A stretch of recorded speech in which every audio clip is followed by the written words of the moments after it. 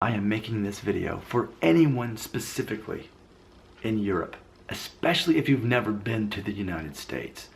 Now, I'll admit, I'm no geography buff. I cannot name all of the nations in Europe.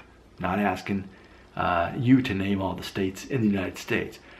But based on what you do know about the United States, and assuming you've never been here, you got 50 states to choose from. If you could just go to one, which one would you want to visit? Tell me why.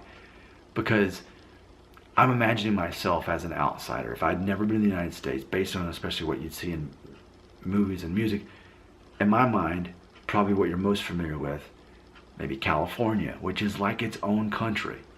Not only because it's so big, but because of its own culture. Same thing with Texas. That may seem very exotic to you. Maybe the epitome of really what American culture is all about, with their big, strong accents too, because they're from Texas. They speak their own language over there a little bit. They kind of wish they were their own country.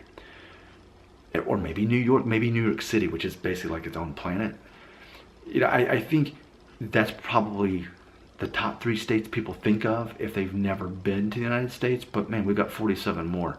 So I would love to know your perception of which state seems the most interesting, the coolest to visit. If you could go to one state, which one would it be and why? And I'm particularly curious to see if movies and music and culture, American culture, has portrayed that state in a way that maybe it's not even reflected here in America.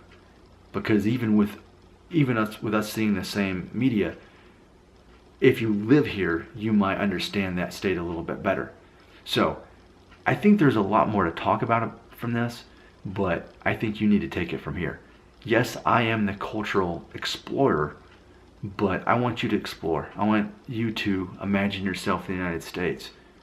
Which state would you go to? Tell me why. Right here.